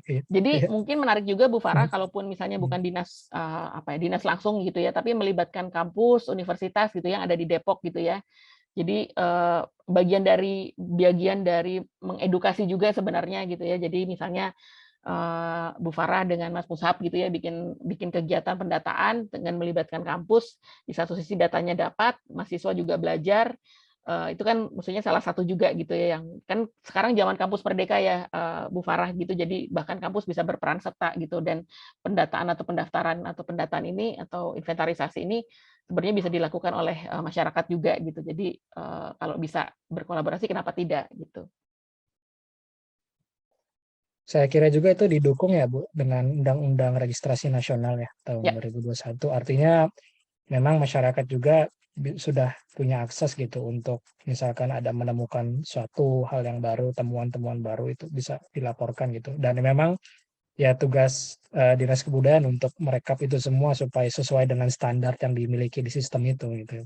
Ya, dan Dinas Kebudayaan sebenarnya sudah sering juga sih. Jadi bisa diundang untuk memberikan pelatihan bagaimana melakukan register gitu ya. Itu bisa banget gitu. Dan mereka terbuka untuk pelatihan-pelatihan seperti itu. Ya, itu mungkin Bu Farah Diba ya. Cukup jelas mungkin ya. Ini ada pertanyaan selanjutnya nih untuk Bu Ria. Kemudian adakah rekomendasi aplikasi atau platform online nih yang bisa bantu kita buat sistem inventarisasi gitu? Sebenarnya banyak ya. Tapi maksudnya kalau saya pribadi, saya nggak tahu banyak mana yang paling bagus. Cuma memang kami biasanya kerjasama dengan teman-teman IT gitu. Nanti mungkin Mas Hasbi bisa cerita juga ya. Biasanya kami kerjasama sama teman-teman IT dan tergantung kebutuhan sih ya. Jadi kalau misalnya yang sangat custom, yang sangat khusus, yang karena data-datanya juga spesifik, itu biasanya pakai sistem yang custom dan itu biasanya dalam tanda kutip memang mahal ya. Kalau yang untuk basis gitu ya, mungkin kalau hanya untuk sistem internal sendirilah gitu ya. Jadi tidak digunakan oleh bisa diakses publik atau apa internal, bisa macam-macam gitu ya. Ada akses, kemudian ada sebenarnya Excel itu pun juga punya kekuasaan loh. Cuman kita kadang suka nggak mengeksplor hal-hal seperti itu ya. Taunya udah mau yang canggih gitu ya. Tapi sebenarnya hal-hal yang dasar itu berangkatnya semuanya dari Excel gitu.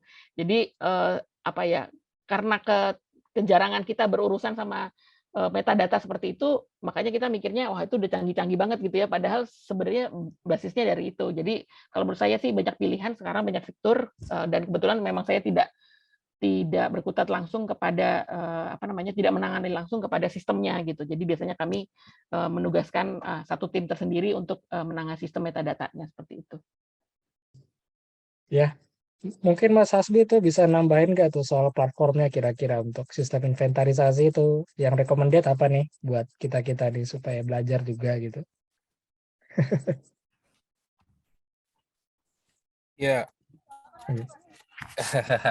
Terima kasih. Saya terdengar ya. Iya. Bentar, ini agak bengkok-bengkok nih. Saya di mobil. Oh, lagi di mobil. Ya, kalau mengenai platform, sebetulnya tuh banyak ya platform-platform khusus yang terkait dengan pendataan heritage ini. Tapi kami juga mengembangkan juga, mungkin kawan-kawan bisa melihat Direktori Majapahit. Nah, ini mungkin tidak terkait dengan khusus Kota Pusaka, tapi ini terkait dengan heritage juga pusaka. Jadi tahun lalu kami mengembangkan namanya itu Directory Majapahit. Silahkan diakses di directory majapahit.id. Nah, di sana ada juga sistem pelaporannya. Jadi bagaimana menemukan temuan-temuan terkait dengan Majapahit. Dan di 2020 lalu juga kami sempat membuat namanya itu adalah Direktori Saujana Pusaka Indonesia. Jadi ini bagaimana mengkoneksikan antara data terkait dengan pusaka dan juga masyarakat. Ya, tadi seperti yang disampaikan dan saya dengar tadi juga melihat dari beberapa pertanyaan, apakah masyarakat boleh melakukan pendataan? Tentunya. Nah, tadi Mas Hafiz juga menyebutkan amanat dari undang-undang juga. Tentunya masyarakat boleh melakukan pendataan itu, dan tentunya hasil dari pendataan-pendataan yang dilakukan oleh masyarakat itu akan ada akurasinya sesuai dengan kaidah dalam inventarisasi dan dokumentasi itu tersebut. Nah, untuk platform sebetulnya platform itu tuh banyak tadi disampaikan, bisa menggunakan checklist yang disampaikan tadi juga kalau media digital custom seperti yang kami buat dalam direktori yang telah kami buat untuk pengajuan atau pelaporan atau pendataan terkait dengan pusaka-pusaka itu sendiri. Nah, ini sebetulnya menjadi PR sih, khususnya di Indonesia. Jadi pendataan secara digital ini masih sangat manual kayak gitu. Kami punya pengalaman dulu di tahun 2020 akhir ketika penggalian situs Kumitir, mungkin Bapak Ibu pernah tahu mendengar situs Kumitir, situs Majapahit yang ada di Trowulan. Saat itu kami mengembangkan sebuah model pendataan secara digital. Nah, ini untuk aplikasinya mungkin ini agak spesifik juga, nama aplikasinya itu Fulcrum. Nah, ini kita mengembangkan sendiri juga, Mas Hafizuddin dan Mbak Ria. Jadi mengembangkan bagaimana mendata data-data arkeologi secara digital supaya tidak banyak menggunakan kertas. Selama ini kami mungkin para arkeolog gitu melakukan penggalian banyak sekali menggunakan kertas. Nah, ini kita coba minimalisasi penggunaan kertas, dan juga ternyata dari hasil pekerjaan tersebut dapat memudahkan untuk melakukan tabulasi hingga nanti ke analisisnya. Jadi tadi Mbak Ria juga menyampaikan untuk analisis atau mungkin untuk rekaman data ada beberapa metode, ada 3D scanning dan sebagainya. Nah, dengan menggunakan teknologi yang kami kembangkan dan juga yang pernah kami lakukan di Trowulan pada saat itu, kita bisa membuat sebuah fotogrametri, sebuah temuan atau kotak penggalian ekskavasi tersebut. Jadi pengembangannya sebetulnya banyak sekali, dan ini lagi-lagi perlu upaya lebih lanjut untuk melakukan pengembangan terhadap pendataan pusaka digital di Indonesia kayak gitu. Jadi sejauh ini mungkin Mas Hafizuddin kita mengembangkan mandiri dari beberapa pekerjaan pendataan pusaka itu tersebut. Begitu mungkin Mas Hafizuddin. Ya, terima kasih Mas Asbi atas tambahannya. Ya, kurang lebih seperti itu ya Mbak Sheila. Semoga menjawab ya. Nanti mungkin untuk lebih lanjutnya bisa diskusi nanti. Kemudian pertanyaan berikutnya itu masih dengan Mbak Isti tadi. Ada pelatihan khusus nggak nih tentang inventarisasi dan dokumentasi ini? Artinya ada lembaga nggak yang membuat sertifikasi tentang ini, Bu Ria? Ya, baru kemarin dibahas juga. Kebetulan di sini ada Bu Ririn ya. Bu Riri, kemarin juga kita membahas soal sertifikasi. Jadi saat ini Kemdikbud dalam hal ini sudah memiliki LSP kebudayaan sudah selain ini kan biasanya kalau untuk sertifikasi tenaga ahli cagar budaya TACB itu kan sudah ada sistem sertifikasinya gitu ya, diselenggarakan oleh LSP Kebudayaan. Nah, saat ini juga LSP Kebudayaan sudah mengembangkan untuk tenaga ahli pelestari, tapi di dalamnya ada sub-subnya lagi gitu ya. Nah, salah satunya adalah tenaga ahli pendokumentasian. Nah, ini bagaimana cara mengajukannya dan lain-lain, bisa tanya ke Kemdikbud gitu ya. Di bagian, saya lupa apa ya, pokoknya bagian SDM itu di Direktorat Jenderal Kebudayaan, itu di bawahnya kan ada Direktorat Pelindungan, Pengembangan, Pemanfaatan. Nah, itu ada PTLK itu untuk pengembangan sumber daya manusia. Nah, itulah diselenggarakan pelatihan-pelatihan dan program sertifikasi. Jadi mungkin bisa cek ke sana juga gitu ya. Karena memang mereka penyelenggaranya dan biasanya memang berbayar ya untuk sertifikasi ini gitu. Jadi mungkin berapa biayanya dan bagaimana cara mengajukannya bisa tanya ke mereka juga gitu. Ya, itu Mbak Sela, itu saya ada ketik websitenya LPS P2 Kebudayaan Kemendikbud gitu. Jadi memang itu masih baru ya, baru kemarin kayaknya baru dirilis ya. Iya, iya. Saat ini sih yang setahu saya sedang ada sertifikasi untuk penulisan sejarah ya. Nanti deadline-nya bulan 4 Juli dan memang berbayar. Ini bisa individu, bisa juga instansi. Jadi nanti bisa mendaftar secara instansi juga bisa gitu. Yang jelas pasti ada kuota-kuota kelasnya. Jadi misalkan ada request nih tentang satu kelas, misalkan tentang inventarisasi, kemudian kelas yang mencukupi, nah itu bisa dibuka sih. Kalau menurut dari pemaparan yang kemarin ya gitu. Itu bisa dibuka aja saja langsung websitenya Mbak Sela. Kemudian ini ada pertanyaannya berikutnya dari Mas Mushab, ini cukup panjang ya. Mungkin nanti bisa Mas Mushab bisa open mic aja ya untuk konfirmasi, takutnya nih kita salah nangkep pertanyaannya nih. Ini yang saya tangkap sih gini Bu Ria, jadi kan terkait inventarisasi dan dokumentasi ini cakupannya luas ya, tekniknya macam-macam nih. Sedangkan kompetensi orang kan belum tentu bisa mencapai sana gitu, apalagi kalau misalkan bicara bottom up gitu. Masyarakat diajak teknik-teknik ini, oh gimana nih gitu kan. Nah itu kira-kira kendalanya seperti apa? Yang saya tangkap pertanyaannya seperti itu. Nah, itu gimana Mas Musab, kurang lebih seperti itu bukan ya pertanyaannya? Karena cukup panjang di sini. Iya Mas Hafiz. Jadi Ya. Seringkali itu kita dihadapkan sama hal-hal yang non teknis gitu. Ini maaf saya nggak bisa nyalain video karena di luar. Maksudnya tadi kan Bu Ria cakupan lingkup pekerjaannya mencakup area yang luas, nggak hanya soal warisan budaya benda, warisan budaya non benda juga. Tapi kan di situ juga kita ngomongin soal representasi ya. Mungkin dalam satu kawasan ada beberapa kelompok gitu ya, kelompok kebudayaan tertentu gitu. Seringkali yang terjadi ini baik di kota maupun di kampung gitu ya, ataupun di desa itu masalahnya sama tuh. Biasanya kita akan menghadapi pemangku kepentingan ya. Misalnya pemangku kepentingan yang berkuasa pada saat itu kebetulan memberi pekerjaan misalnya, kemudian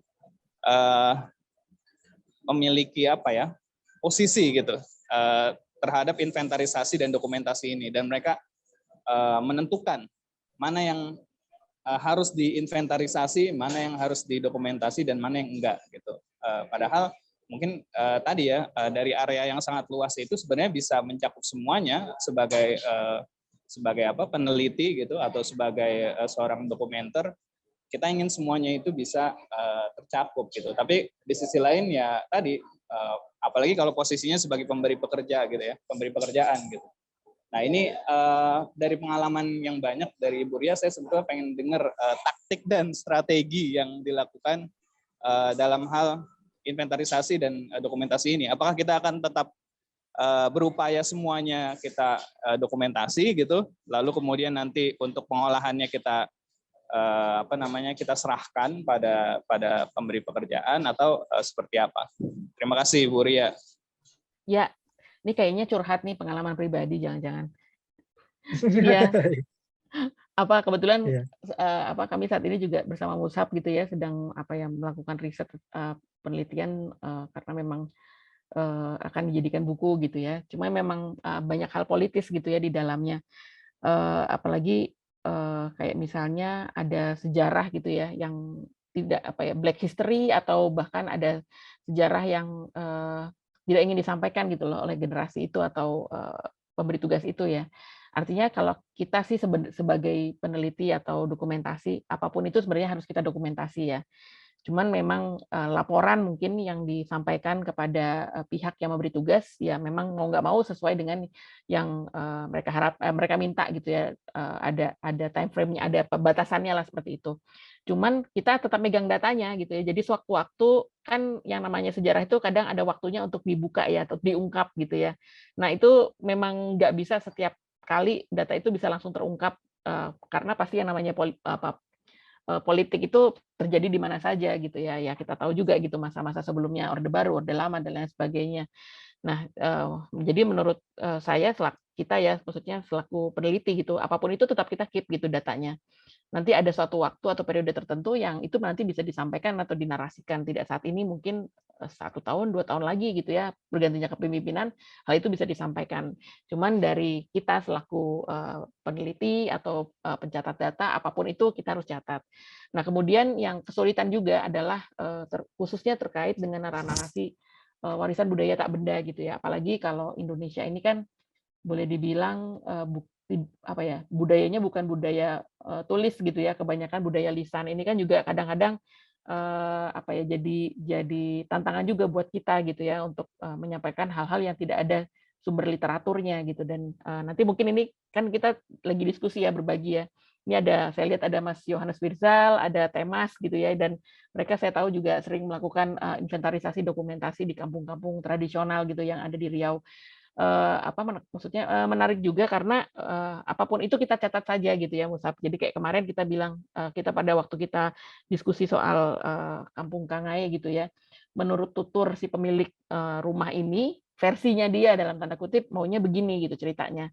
Ya itu kita catat tapi kita tulis sumbernya adalah si orang A gitu. Jadi bukan dari penilaian kita.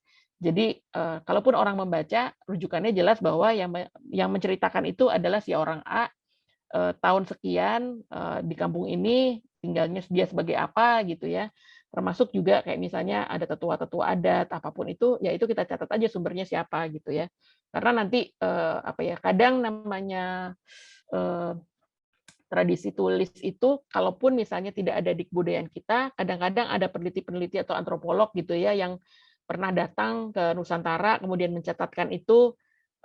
Kadang naskahnya memang masih sulit diakses gitu ya, tapi kalau misalnya sewaktu-waktu naskahnya itu tersebut bisa diakses dan ternyata cocok gitu ya dengan narasi yang disampaikan oleh tetua adat dan lain sebagainya, tentunya itu akan menjadi dukungan juga gitu ya untuk memvalidasi data kita yang kita ambil dari secara lisan tadi, dari interview atau wawancara. Perlu juga kita kita lihat bahwa tadi kita lihat narasinya bahwa kebudayaan itu kan berkembang. Jadi aslinya urutan upacara itu 1, 2, 3, 4, tapi karena kondisi ini pandemi sekarang udah nggak bisa lagi tuh 1, 2, 3, 4, kita bisanya 4, 5, 3 dan 4 saja gitu. Nah itu kan kebudayaan itu kan berkembang ya, artinya tidak bisa misalnya kita mengambil satu pakem yang paling valid, ini yang paling benar gitu. Nah pada periode ini yang terjadi seperti ini, pada periode ini yang terjadi urutannya seperti ini, pada periode ini yang terjadi seperti ini gitu ya. Jadi banyak hal yang penting kita mencatatkan dan kita jelas sumbernya siapa sekalipun itu misalnya sumbernya orang atau wawancara atau apa gitu ya. Mungkin seperti itu sih, Mas Musab. Mungkin dari Mas Yohanes atau Mas Temas nih bisa sharing atau Mbak Cindy nih ada dari SIAK juga. Ya, gimana? Ada yang mau menambahkan mungkin tadi terkait pertanyaan Mas Musab? Atau cukup? Ini soalnya ada Ibu Widya Wijayanti ini raise hand, mungkin monggo Bu, silakan Bu. Sore Bu Widya. Sore Bu Widya, silakan Bu. Halo. Halo, bisa didengar? Boleh Dengar, Bu, iya didengar Bu. Iya, silakan Bu. Iya. Mohon maaf sebelumnya. Tadi saya agak terlambat, jadi mungkin yang bagian depan tidak mengikuti. Begini, mengenai inventarisasi, dokumentasi dan sebagainya ini sebetulnya sudah lama menjadi beban pikiran bagi saya. Kemudian itu terus berlangsung dan ketika dimulai pembentukan TACB itu tentunya TACB itu pihak yang pertama kali yang secara formal tentunya bertanggung jawab untuk menggali apakah sudah ada inventory dan dokumen mengenai cagar budaya yang akan ditetapkan. Nah, tapi kemudian setelah saya berpikir melihat kanan kiri dan sebagainya, dan sampai dengan belakangan ini saya semakin berpikir bahwa memang pelatihan atau pendidikan yang diberikan sebelum pembentukan TACB selama ini, mohon maaf, saya nilai belum memadai karena orang biasanya ini memang sudah ada interaksi dengan hal-hal yang berkaitan dengan kecagar-budayaan dan sebagainya. Tetapi apakah kita itu sudah punya format pelatihan formal? Nah, kalau ini dibebankan kepada kementerian yang bersangkutan, yang seperti selama ini, saya kira itu repot, mohon maaf dengan kata-kata saya, jadi repot sekali. Dan kenyataannya memang yang saya lihat sendiri di beberapa kota besar yang termasuk kota besar, kalau saya masuk ke unit yang terkait itu biasanya saya tanya apa ada dokumen atau dokumentasi atau inventory mengenai ini, dan saya baca, saya pikir loh kok hanya sekian ya gitu. Nah, kemudian saya mencoba melihat kiri kanan lagi dan timbul ini keberanian untuk menyampaikan mengapa pelatihan itu tidak diserahkan saja kepada universitas. Seperti yang saya alami sendiri ya. Jadi ada pendidikan formal, tidak usah master degree, tapi mungkin certificate program yang kalau di waktu saya belajar di Amerika itu 16 SKS gitu, 16 kredit. 16 kalau enggak salah 16 ya. Nah, itu kira-kira separuhnya master. Jadi saya mohon maaf karena saya bukan ini ya, bagian dari universitas yang sudah mengetahui sampai teknis, tapi paling tidak itu ada program pendidikan 2 semester paling tidak untuk menghasilkan ini tenaga sertifikat. Nah, di antara mata kuliah yang disajikan itu sudah ini mempersiapkan orang yang masuk ke dalam program itu sebagai tenaga yang memang dibutuhkan untuk bisa menjadi TACB, dan untuk tim ahli pelestarian tentu saja ada pelatihan yang sedikit berbeda karena lebih teknis ya.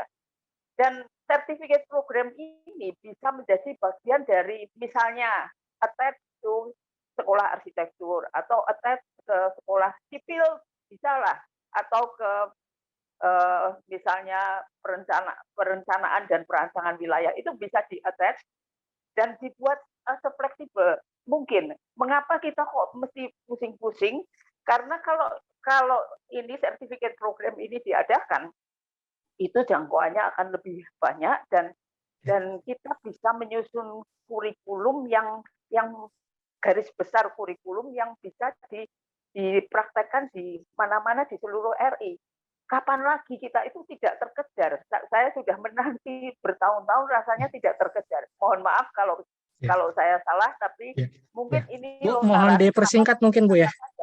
Ya, serahkan serahkan saja kepada universitas gitu. Jadi nggak pusing-pusing gitu. Kita tinggal terima yang sudah bersertifikat program, sudah bersertifikat gitu. Demikian. Terima kasih. Iya. Terima kasih Bu Widya. Ya, silakan Bu Ria. Iya, saya juga belajar pertama kali bikin inventarisasi itu dari inventarisasi Semarang tuh Bu Widya dulu yang menyusun pertama gitu ya. Memang benar sekali Bu. Jadi pada saat uji kompetensi atau asesmen dari TACB itu pembekalannya sangat pendek sekali ya, bahkan cuma sehari. kalau dibandingkan dengan misalnya pelatihan-pelatihan yang lebih intensif. Karena beberapa kali juga saya pernah hadir atau datang gitu ya pelatihan yang dilaksanakan oleh Kemdikbud untuk tenaga-tenaga lapangan ya, baik teman-teman BPCB atau Balar gitu ya. Itu sampai berhari-hari gitu, bahkan ada, jadi itu level teknis ya, jadi orang yang akan melakukan, jadi yang akan melakukan dokumentasi, jadi mereka itu sampai diajarin soal teknik fotografi, kemudian kalau untuk yang bawah air juga ada pelatihan selam gitu ya. Nah ini tapi mereka hanya fokus kepada staf-staf mereka gitu ya, sementara yang namanya kalau kita membaca juga di penjelasan dari TACB dan modul-modulnya, sebenarnya kan dibutuhkan namanya satu tim pendaftaran atau register gitu ya di lapangan. Nah ini beda dengan TACB-nya gitu, dan harusnya memang tim register ini diberikan pengetahuan yang cukup gitu ya pada saat membawa data-data ke TACB itu udah data matang gitu. Jadi nanti mungkin Mas Punto bisa curhat juga nih soal kasus yang proses yang terjadi di DKI seperti apa gitu ya, tim pendaftar ini levelnya seperti apa, mungkin juga Mas Punto atau Mas Yohanes bisa cerita nih teman-teman TACB atau Bu Farah atau Pak Mas Mushab juga ini juga TACB. Jadi level tim pendaftar ini memang kelihatannya perlu ada pembekalan yang khusus gitu ya, dan dibuat modulnya kalau perlu ya itu tadi ya seperti Bu Dia sampaikan gitu ya, dan mungkin nanti Mas Hasbi bisa menyampaikan juga ya rencana BPPI ke depan dengan program Akademi Pusaka gitu, jadi mungkin bisa dibuat juga modul-modul khusus untuk tim inventarisasi dan dokumentasi gitu, jadi supaya juga memperkuat ya ibaratnya dari hulu ke hilir gitu Mas Hasbi, jadi upaya pelestarian ini tidak hanya di level perencanaan, manajerial, tapi justru yang level dasar ini yang harus kita perkuat gitu sebagai pondasinya gitu. Mungkin seperti itu, Mas Hasbi. Iya, ini mungkin karena waktunya sudah habis nih Bu. Sebetulnya sangat menarik nih untuk meminta pendapat-pendapat dari yang lain nih. Mungkin ya biarpun ada pertanyaan lain juga nih, tapi karena keterbatasan waktu mungkin kita sudahi sementara nih, karena ada diskusi selanjutnya ya nanti setelah ini. Mungkin dari Ibu Ria bisa memberikan ujangan terakhir nih Bu untuk para peserta terkait tentang inventarisasi dan dokumentasi Kota Pusaka ini. Ya, terima kasih Mas Hafiz. Wah, nggak pakai ujangan nih. Sebenarnya sih ingin mengajak juga sih teman-teman di sini, apalagi yang hadir hari ini ya gitu. Jadi apalagi semua di sini hampir sebagian besar saya tahu adalah pelaku juga gitu ya. Jadi ini kejahatan, bukan pelaku ini ya, tapi maksudnya mereka juga praktisi gitu ya yang sudah melakukan inventarisasi dan dokumentasi. Mungkin dari rekan-rekan yang hadir hari ini gitu ya, kita bisa duduk bersama, kemudian kita memikirkan gitu ya ke depan supaya meningkatkan kapasitas dari teman-teman yang akan melakukan kegiatan inventarisasi dokumentasi ke depannya gitu ya. Bagaimana kita bisa membangun kolaborasi dengan kampus-kampus, komunitas, organisasi yang sudah banyak bergerak di bidang dokumentasi dan inventarisasi, supaya juga memperkaya ilmu pengetahuan kita, juga meningkatkan kapasitas SDM kita gitu ya. Jadi bukan hanya sekedar bagaimana teknologinya dan lain-lain, tapi bagaimana kemudian kita bisa memperbaiki SDM agar dapat melakukan inventarisasi dan dokumentasi yang lebih berkualitas. Mungkin itu saja catatan terakhir saya. Terima kasih Mas. Iya, terima kasih Bu Ria atas waktunya sore hari ini. Demikian mungkin diskusi kita pada hari ini. Saya Hafiz undur diri. Terima kasih Bu Ria. Sama-sama. Untuk stabil nih internetnya. Iya. Mungkin kita bisa diskusi lagi di lain waktu ya Bu Ria ya. Ya. Iya, siap. Oke, sekian dari saya. Saya kembalikan ke Mbak Widya selaku MC. Terima kasih. Ya, terima kasih banyak Mas Hafiz Sudin. Maaf. Oke, terdengar ya. Terima kasih banyak Mas Hafiz Sudin, makasih banyak Bu Ria untuk ilmu dan kesempatan berdiskusinya, juga untuk Mas Hasbi, Bu Widya untuk ikut sharing tadi ya. Semoga semangat pelestarian ini bisa menular ke kita semua yang hadir di sini ya. Oke, jadi seperti tadi sudah dibilang, waktunya sudah habis. Sekarang kita semakin mendekati penghujung acara. Tapi sebelum secara resmi menutup, saya ingin mengajak Bapak, Ibu, dan teman-teman sekalian untuk bisa membuka video untuk kita foto bersama dulu. Bolehkah? Oke. Oke, mungkin bisa dibantu Mas Nanda atau Kak Anti. Iya, aku bantu ya. Oke, siap Kak. Oh, kita biasanya itu apa namanya bentuk tangan seperti huruf L, lalu salam lestari. Nih, saya dua. Salam lestari. Bentar, sekali lagi. Oke. Terima kasih. Oh ya, enggak apa-apa Bu Farah. Sip. Oke, jadi dan terima kasih banyak sudah untuk hadiran, untuk sharing, untuk diskusinya. Sampai dan kami sebelumnya ingin mengingatkan lagi bahwa BPPI itu aktif di beberapa media sosial. Di antaranya ada Instagram, YouTube, dan Tokopedia. Kita juga menyediakan beberapa produk terkait pusaka. Ada masker, buku, dan beberapa barang lainnya. Nah, silakan Ibu dan Bapak Ibu dan kawan-kawan untuk bisa di-browsing kalau tertarik. Hanya saja itu, di Tokopedia kita itu masih under maintenance. Jadi pemesanannya untuk sementara hanya bisa lewat direct message Instagram ya, di Indonesian Heritage Trust. Oke, ya sekarang sudah benar-benar sampai di penghujung acara, slide-nya sudah habis. Sekali lagi kami dari Badan Pelaksana BPPI mengucapkan terima kasih pada narasumber kita kali ini, Bu Ria, untuk ilmunya, pada moderator kita Mas Hafizudin, pada teman-teman mitra dan mitra pelestari senior maupun anak-anak muda yang sudah hadir dalam acara Zoom kali ini, yang sudah berbagi pengalaman dan pertanyaan. Terima kasih untuk kehadiran dan partisipasinya.